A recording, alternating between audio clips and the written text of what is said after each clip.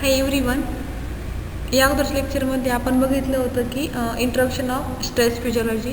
तर आज बघूयात की क्लासिफिकेशन ऑफ स्ट्रेस म्हणजे स्ट्रेसचं क्लासिफिकेशन किंवा वर्गीकरण. First, what is mean by stress? Stress, any adverse environmental condition which affect the normal growth and development of plants is called as the stress. म्हणजे अशा favourable environmental condition आहेत की त्या प्लांटच्या normal ग्रोथवरती आणि डेव्हलपमेंटवरती परिणाम घडून आणतात, तर त्या इन्व्हायरमेंट कंडिशनला स्ट्रेस म्हटले जाते. किंवा मग एक प्रकारचा फोर्स, हाय पॉवर फोर्स असेल की तो प्लांटच्या जे काही नॉर्मल फंक्शन आहे किंवा जे काही प्लांटचं रोजचं रुटीन आहे तर त्यावरती प्रिव्हेंटेशन करतात किंवा इनिबिशन करतात. तर त्या हाय पॉवर फोर्सला किंवा प्रेशरला पण स्ट्रेसच म्हटले जाते. आता याच्यामध्ये वेगवेगळ्या प्रकारचे फॅक्टर आहेत की ते आपले स्ट्रेस निर्माण करून आणतात. मग बायोटिक फॅक्टर असतील किंवा अबायोटिक फॅक्टर असतील. बायोटिक मीन्स असे फॅक्टर की ते लिव्हिंग फॉर्ममध्ये आहेत आणि अबायोटिक मीन्स असे फॅक्टर की ते नॉन लिव्हिंग फॉर्ममध्ये आहेत. आता बायोटिक फॅक्टर जर म्हटलं तर त्याच्यामध्ये मॅन पण येणार किंवा मग फंगल असेल किंवा व्हायरस असेल किंवा इन्सेक्ट असतील, असे फॅक्टर आहेत की ते स्ट्रेस निर्माण करतात. आणि आता अबायोटिक म्हटलं की नॉन लिव्हिंग फॅक्टर म्हणजेच काय की टेम्परेचर, जास्त टेम्परेचर किंवा कमी टेम्परेचर किंवा मग हाय लाईट किंवा लो लाईट किंवा मग सॉल्ट स्ट्रेस असेल किंवा वॉटर स्ट्रेस असेल, म्हणजे असे वेगवेगळे फॅक्टर म्हणा किंवा कंडिशन आहेत की ते प्लांट्समध्ये स्ट्रेस निर्माण करतात. आणि प्लांट्समध्ये स्ट्रेस निर्माण झाला म्हणजे ताणतणाव जर असेल तर जी काही नॉर्मल सिस्टीम आहे किंवा नॉर्मल त्याची डेव्हलपमेंट आहे तर त्यावरती अडथळा निर्माण होतो किंवा किंवा एक प्रकारचं प्रिव्हेंटेशन हे होत असते, तर त्यालाच म्हटले जाते स्ट्रेस. तर आजच्या लेक्चरमध्ये आपण बघणार आहोत की क्लासिफिकेशन ऑफ स्ट्रेस. आता stress may be classify into biotic and abiotic factor. म्हणजे स्ट्रेसचं जे काही क्लासिफिकेशन आपण आत्ताच बघितलं की दोन पार्ट्समध्ये झालेलं आहे, बायोटिक आणि अबायोटिक फॅक्टर. आता बायोटिक फॅक्टर जर म्हटलं तर त्याच्यामध्ये काय येणार आहेत की मॅन असेल किंवा ॲनिमल असतील किंवा इन्सेक्ट असतील किंवा व्हायरस असतील तर ते हे रिस्पॉन्सिबल असणार आहेत. म्हणजे थोडक्यात की लिव्हिंग सिस्टीम. ओके. आता जो काही सेकंड टाईप्स आहे तर तो आहे अबायोटिक. अबायोटिक स्ट्रेसमध्ये कोण येणार आहे तर नॉन लिव्हिंग सिस्टीम, म्हणजेच काय की ॲटमॉस्फेरिक स्ट्रेस, आता वातावरणामुळे होणारा स्ट्रेस. आता ॲटमॉस्फेरिक स्ट्रेस जर म्हटलं तर त्याच्यामध्ये लाईट स्ट्रेस असणार आहे, त्याचप्रमाणे टेम्परेचर स्ट्रेस असणार आहे आणि एअर पोल्युशन स्ट्रेस. आता लाईट स्ट्रेसमध्ये पण हाय लाईट स्ट्रेस आणि लो लाईट, म्हणजे कमी लाईटमुळे होणारा तणाव आणि जास्त लाईटमुळे होणारा ताणतणाव. आणि टेम्परेचर स्ट्रेसमध्ये पण हाय टेम्परेचर स्ट्रेस आणि लो टेम्परेचर स्ट्रेस. आणि सगळ्यात लास्ट असं नाही तर एअर पोल्युशन स्ट्रेस, म्हणजे हवा प्रदूषणामुळे होणारा ताण. आणि त्याच्यामध्ये जर इडॅपिक म्हणजे थोडक्यात काय की सॉईल. आता इडॅपिकमध्ये जर म्हटलं तर सॉल्ट स्ट्रेस असणार आहे आणि वॉटर स्ट्रेस असणार आहे. आता वॉटर स्ट्रेसमुळे जो काही फॅक्टर असणार आहे तर तो असणार आहे पाणी, आणि सॉल्ट स्ट्रेसमध्ये असणार आहे तर सॉल्ट स्ट्रेस. म्हणजे असे वेगवेगळे फॅक्टर आहेत की ते प्लांट्समध्ये स्ट्रेस घडवण्यासाठी रिस्पॉन्सिबल आहेत. तर environmental stress may be classify into biotic and abiotic stress. जे काही स्ट्रेसचं मेन क्लासिफिकेशन आहे तर ते बायोटिक स्ट्रेस आणि अबायोटिक स्ट्रेस अशा दोन पार्ट्समध्ये त्याचं डिवायडेशन किंवा क्लासिफिकेशन झालेलं आहे. आता पहिला बघूयात बायोटिक स्ट्रेस म्हणजेच living system. It may occurs due two activity of man cutting herb trees for fuse and agriculture.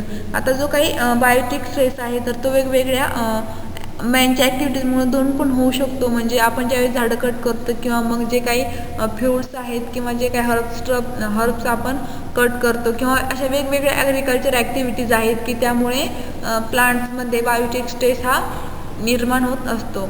त्यानंतर पॉप्युलेशन डेन्सिटी, वाढती लोकसंख्या असेल त्याची घनता, किंवा मग नेक्स्ट आहे की अटॅक ऑफ पॅथोजन्स. ज्यावेळेस पॅथोजन अटॅक करतात प्लांट्सवरती, मग फंगस असतील किंवा व्हायरस असतील किंवा इन्सेक्ट असतील, म्हणजे ते अटॅक होऊन प्लांट्सवरती पण एक प्रकारचा स्ट्रेस हा निर्माण होत असतो. त्यानंतर parasites feed on other plants reducing yield plant. ज्यावेळेस पॅरासाइट हे अदर प्लांट्सवरती म्हणजे स्वतःचं काय करतात की भूक भागवतात, त्यामुळे पण येणारं उत्पादन हे कमी होत असते. त्यामुळे पण प्लांट्समध्ये स्ट्रेस हा निर्माण होतो. आता बायोटिक स्ट्रेसमध्ये जे काही लिव्हिंग सिस्टीम असेल, म्हणजे मॅन असेल किंवा पॉप्युलेशन डेन्सिटी असणार आहे, किंवा फंगस असेल किंवा व्हायरस किंवा इन्सेक्ट, म्हणजे जे काही लिव्हिंग सिस्टीम आहे तर त्यामुळे निर्माण होणारा स्ट्रेस, तर त्याला म्हटले जाते बायोटिक स्ट्रेस. आता यासोबत अबायोटिक जर म्हटलं तर त्यामध्ये काय येणार आहे तर नॉन लिव्हिंग सिस्टीम. आता सेकंड आहे तर अबायोटिक स्ट्रेस. अबायोटिक स्ट्रेसमध्ये जे काही नॉन लिव्हिंग सिस्टीम असेल तर ती रिस्पॉन्सिबल आहे. आता ॲक्च्युअल आजचा जर विचार जर केला तर टोटल 40.2% एरिया हा फक्त कल्टिवेटेड झालेला आहे, किंवा जे काही कल्टिवेशन आहे तर ते आहे 24.2%, आणि जे काही ॲक्च्युअल कल्टिवेशन आहे तर ती आहे फक्त 10.6%. म्हणजे आजचा जर विचार जर केला आजच्या काळामध्ये तर जे काही कल्टिवेशन एरिया आहे तर तो एकदम कमी आहे. म्हणजे जो काही रेस्ट ऑफ द लँड, तर त्याचं कल्टिवेशन न होण्याचं कारण म्हणजे जे काही अबायोटिक स्ट्रेस आहे, मग तो कुठल्याही प्रकारचा स्ट्रेस असेल तर त्यामुळे जे काही एरियाचं कल्टिवेशन झालेलं नाही तर ते महत्त्वाचे आहे. आता जो काही अबायोटिक स्ट्रेस आहे, these are responsible for causes loss in yield due to drought 26%, mineral toxicity 20% and freezing 50%. म्हणजे जो काही अबायोटिक स्ट्रेस आहे तर तो घडून आणण्यासाठी जे काही दुष्काळामुळे होणारा परिणाम आहे तर तो आहे 26%. त्यानंतर वेगवेगळ्या प्रकारची मिनरल टॉक्झिसिटी आहे 20% आणि फ्रीजिंग आहे 15%. म्हणजे असे वेगवेगळे अबायोटिक स्ट्रेस आहेत तर त्या म्हणजे असे वेगवेगळे इन्व्हायरमेंटल कंडिशन आहेत की त्या अबायोटिक स्ट्रेस घडून आणण्यासाठी जबाबदार आहेत. म्हणजेच येणारं जे काही यील्ड आहे तर ते काय होईल, ॲटोमॅटिक कमी होईल. आता याच्यामध्ये अबायोटिक स्ट्रेसमध्ये लाईट असेल म्हणजे लो लाईट किंवा हाय लाईटमुळे होणारा स्ट्रेस, किंवा मग हाय टेम्परेचर किंवा लो टेम्परेचरमुळे प्लांट्समध्ये होणारा स्ट्रेस. आता त्याच्यामध्ये पहिला महत्त्वाचा फॅक्टर म्हणजे light limits distribution of species. आता जे काही लाईटचं लिमिट आहे तर ते स्पीसीजनुसार डिस्ट्रीब्यूट झालेलं आहे, म्हणजेच अकॉर्डिंग टू स्पीसीज, म्हणजे त्या प्लांट स्पीसीजनुसार लाईटचं लिमिटेशन हे लाईटचं लिमिटचं डिस्ट्रीब्युशन हे झालेलं आहे. आता पहिला जो काही फॅक्टर आहे तर तो लो लाईट. आता लो लाईटमुळे प्लांट्समध्ये होणारा stress. Long thin pale yellow in colour plant, म्हणजे त्या प्लांट्समध्ये जे काही प्लांट्स आहेत तर ते लॉंग होतात, थिन बनतात आणि त्याच्यामध्ये पेल येलो होण्यास सुरुवात होते. नेक्स्ट फॅक्टर आहे की स्टोमाटा डू नॉट फुली open he there is less diffusion of gases. आता लो लाईटमुळे स्टोमाटा हा ओपन होत नाही, म्हणजे स्टोमाटा डू नॉट फुली ओपन, आणि स्टोमाटा हा पूर्णपणे ओपन न झाल्यामुळे त्याच्यामध्ये जे काही गॅसेसचं डिफ्युजन आहे तर ते कमी प्रमाणात होण्यास सुरुवात होते.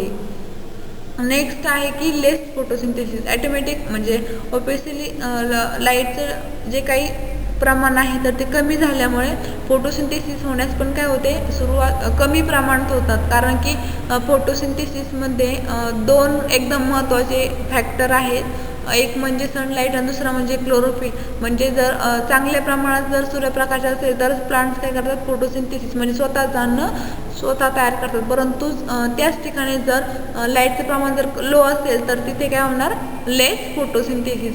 आणि सगळ्यात लास्ट महत्त्वाचं फॅक्टर म्हणजे यील्ड इज लॉस, म्हणजे जे काय येणारं उत्पादन आहे तर ते पण काय होणार, कमी होणार. म्हणजे लो लाईटमुळे फोटोसिंथेसिस पण कमी होईल, येणारं उत्पादन पण कमी होईल, आणि स्टोमाटा हा म्हणजे पूर्णपणे ओपन न झाल्यामुळे जे काही गॅसेसचं डिफ्युजन आहे तर ते पण काय होईल, कमी होईल. म्हणजे लो लाईटमुळे एक प्रकारचा प्लांट्समध्ये स्ट्रेस हा निर्माण होणार आहे.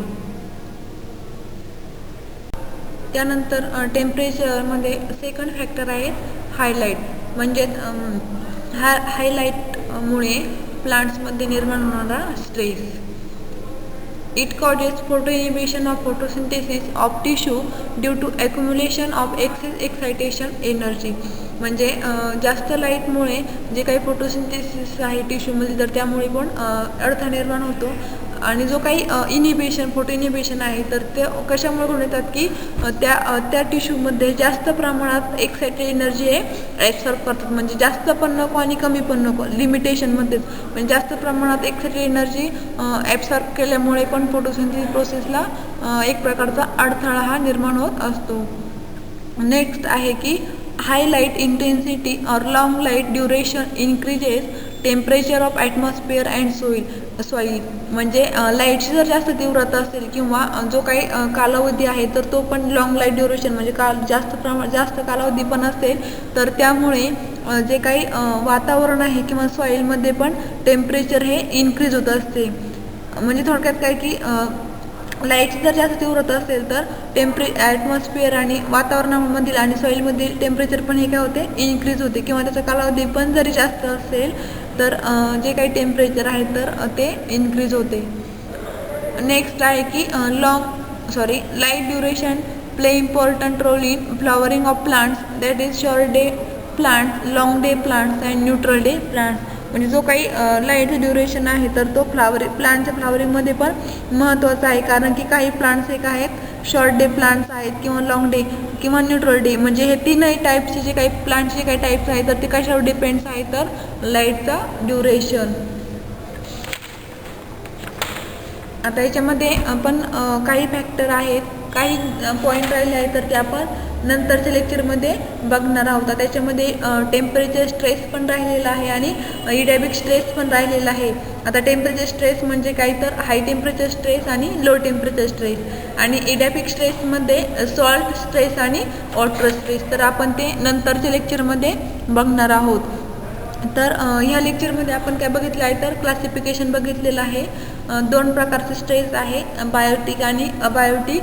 बायोटिक जर म्हटलं तर लिव्हिंग सिस्टीम आहे आणि अबायोटिक म्हटलं तर नॉन लिव्हिंग सिस्टीम ही रिस्पॉन्सिबल आहे. आता लिव्हिंग सिस्टीममध्ये फक्त काय की मॅन असेल किंवा इन्सेक्ट असणार किंवा फंगस असेल किंवा वेगवेगळ्या प्रकारचे पॅथोजन असतील ते स्ट्रेस निर्माण होण्यासाठी रिस्पॉन्सिबल आहेत. आणि अबायोटिक स्ट्रेसमध्ये नॉन लिव्हिंग जर म्हटलं तर मग टेम्परेचर असेल किंवा मग लाईट असेल किंवा मग वॉटर स्ट्रेस असेल किंवा सॉइल स्ट्रेस आहे. तर आता याच्यामध्ये लो लाईटमुळे पण जे काही फोटोसिंथेसिस आहे तर ती कमी प्रमाणात होते किंवा मग येणारा जे काही लाईट आहे तर ते पण कमी होते. त्याचप्रमाणे जर हायलाईट जर म्हटलं तर हायलाईटमुळे पण जे काही वातावरणाचं टेम्परेचर आहे किंवा जे काही सॉईलमधील टेम्परेचर आहे तर ते पण इन्क्रीज होण्यास सुरुवात होते. त्याचप्रमाणे जे काही लाईट ड्युरेशन आहे तो पण प्लांटच्या फ्लॉवरिंगमध्ये महत्त्वाचा आहे. ते जर एक्झाम्पल जर म्हटलं तर मग शॉर्ट डे प्लांट किंवा मग लॉंग डे प्लांट आणि न्यूट्रल डे प्लांट. आणि जास्त प्रमाणात एक्साइटेड एनर्जी जर ॲब्सॉर्ब केल्या तर जे काही फोटोसिंथेसिस प्रोसेस आहे तर त्यामध्ये पण एक प्रकारचा अडथळा हा निर्माण होतो. म्हणजे असे वेगवेगळ्या प्रकारचे फॅक्टर आहेत की ते प्लांट्समध्ये स्ट्रेस हे निर्माण करत असतात. थँक्यू.